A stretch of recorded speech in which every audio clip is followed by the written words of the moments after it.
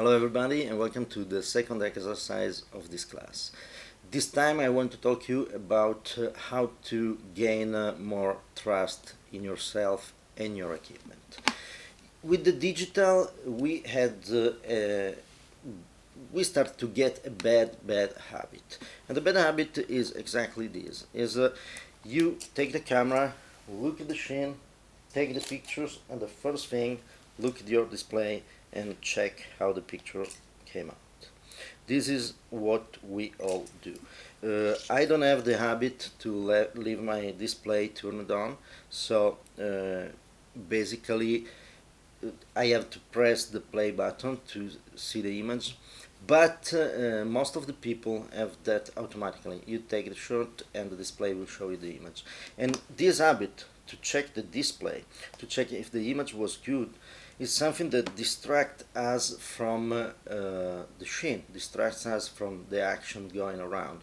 It's something that basically tell our brains to I don't know, don't trust ourselves in the camera, but have to check how it came out.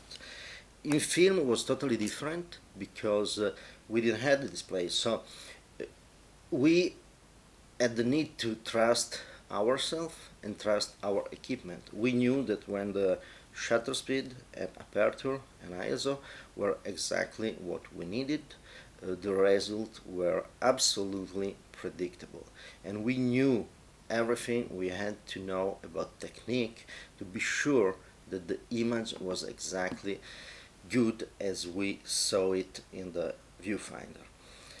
This is no more with digital. So if you want to trust again yourself and don't have the need to look at the display, it's very simple. It's something that you can do at your home right now. You just take a piece of cardboard, some tape like this that is not too strong, so it will not leave anything stitching on your display, it will not ruin your camera. Put the cardboard on your display and will be your new camera. Try it and you will see how much you are addicted to the display and how much you do not trust yourself when you take an image, and you do not trust sometimes your camera. This is also because with digital cameras everything became more complex on one side, because we have a lot of different parameters to check. We have the white balance, we have focus mode, we have everything else can really change in some way. A lot of time I get my camera and I say, how did this option got turned on, and I don't know how and why. But with this you will see a lot of difference, because you will learn to trust your camera and trust yourself. You will look at the subject and you will have a visualization of the subject with your eyes, with your imagination, and you will set the parameters to transfer that imagination on the sensor. The other problem with the display is that we are getting used to look at what is the interpretation of the camera of our subject, not our personal interpretation. And the display can be the best display in the world, but still is showing you a kind of temporary JPEG, a temporary elaboration of the raw data of your camera, and it's not showing you all the data that you have captured in your sensor. So the image on the display is never exactly what it can be.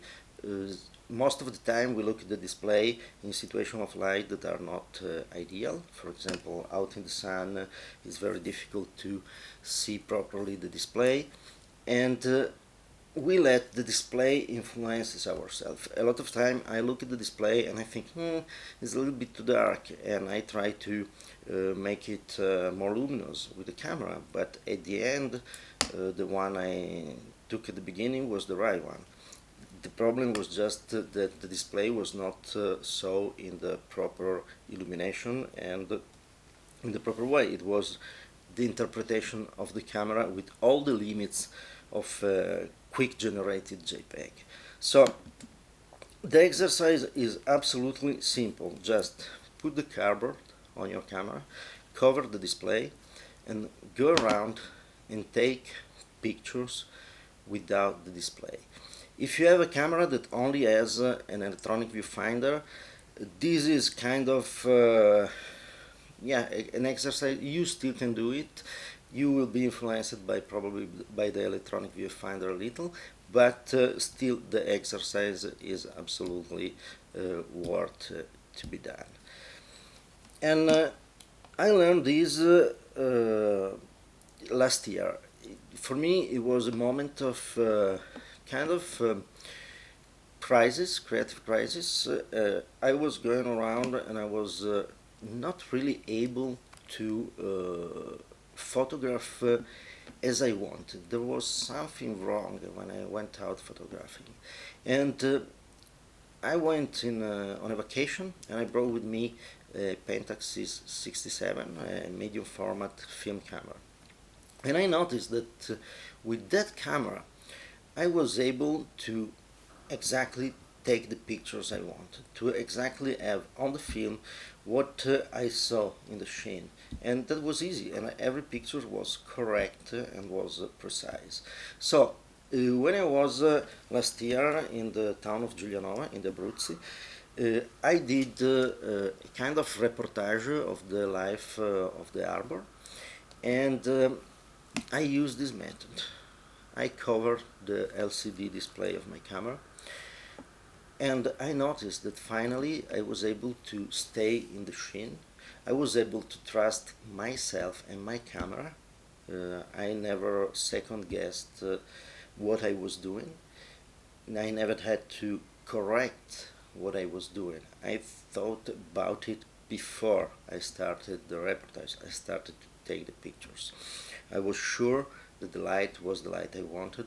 I was sure that the aperture was exactly the aperture I wanted to have that depth of field, and I was sure that everything was correct.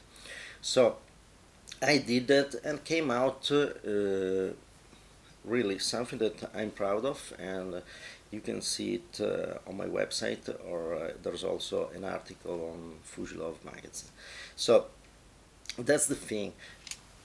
Try it, and that will change your life. You have a lot of time right now with this coronavirus crisis, so you're at your home. Just choose a subject and start to take pictures with your display covered, trusting yourself, trusting eventually the meter of the camera, and learn to do that. And by the way, if you see that what came out is not exactly what you wanted, go back, read your camera manual, and start to make tests. It's something that was normal to do in the film era.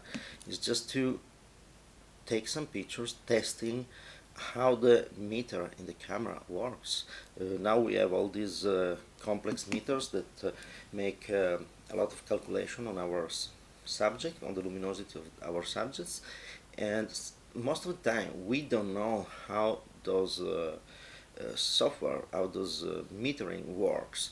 So that's the kind of problem. We don't know exactly our cameras.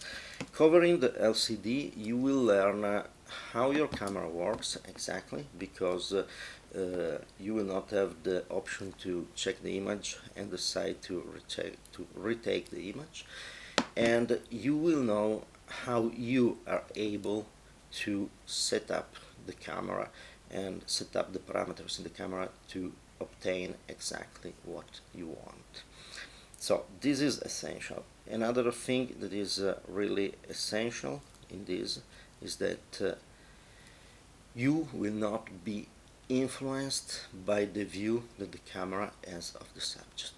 And that's another thing that is absolutely important, because when you look at the display, you will see the curve of the display, the tonality curve, you will see the colors setting on the display, you will see all these things that come from the display, and you will probably correct based on that.